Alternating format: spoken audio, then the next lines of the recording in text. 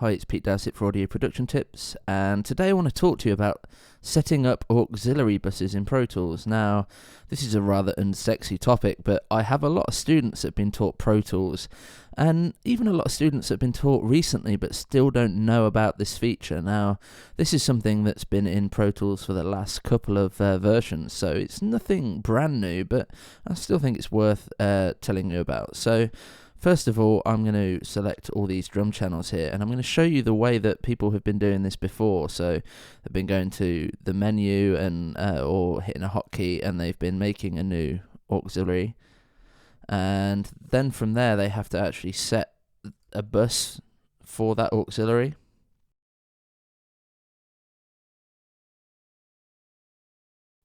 Okay, so now that is sent to aux 1, and then probably retitle that something like drums. Okay, and now it's possible, by right-clicking, you can rename it there to call it drums. But all of this is, a rather long process when Pro Tools actually has something a lot quicker to do this. So let me just rename that back again, bus 1 and 2. And instead of doing things this way, let's delete this track. So instead, let's select the channels. And I'm holding a hotkey of Shift, Option, or Alt, and selecting it with the track selected. And I'm going to go down to New Track here. So now what I can do is make sure that it's selecting a stereo auxiliary input, and I can title it here. So let's call that drums. And what we see is it's created that auxiliary input, but it's also added the channel and renamed it all in one go. So that's a much, much quicker way of doing things. Okay, and it still works exactly the same way.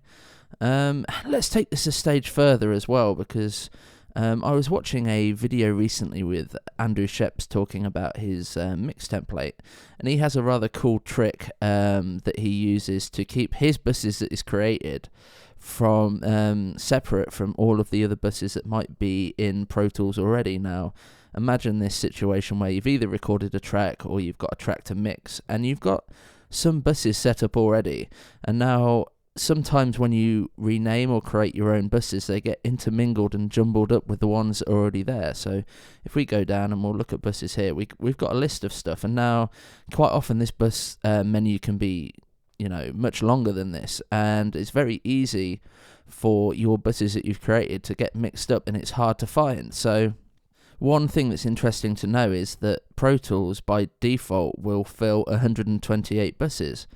And once 128 buses are full, instead of having to scroll down a whole page length to get to what you want, it separates it up into a second bus menu entirely after 128. So think about Pro Tools having banks of 128 buses. So if we imagine that this is our track, and we're starting to mix it from here, and we want to keep this bus intact but want to add some new ones that we want to see in a separate menu. So now let's go up to Setup and IO, and we can see that we've got 28 active buses. So what we're going to do is create a new path, and we're actually going to create 50 stereos, okay, and that will leave us 128 in total. I'm going to auto create subpaths, which is going to add monos to the stereo ones. Okay, so create.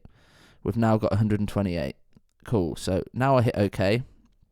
If I look in the bus menu again, we can see that we've got a total running up to 128. Well, you see it's 124, but we've actually got this stereo drums and analog 3 and 4 output here. So that totals 128. So now let's quickly create a guitar bus.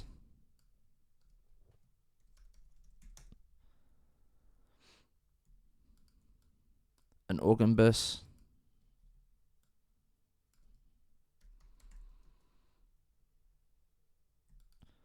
and let's even create a mix bus for all of these subgroups to route to.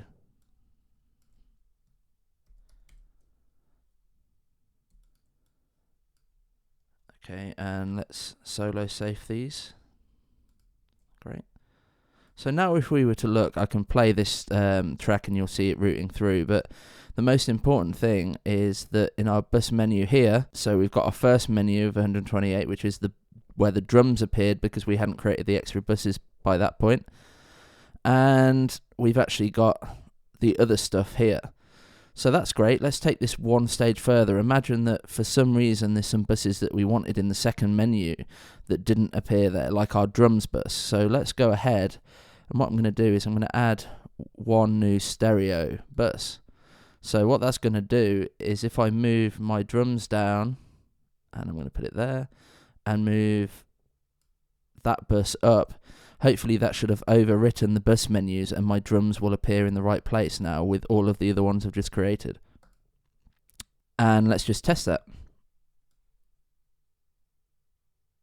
So you see drums, guitars, organs and mix all routed through much quicker than setting all of this manually, and it's all titled nicely. Now you can also use the same technique for sends as well. So when you click on a send, you can go down to new track, and let's just call that drum plate. Now we've got a send. Brilliant. Okay, so I hope you have fun with that, and it should allow you to navigate Pro Tools and set up your sessions much quicker.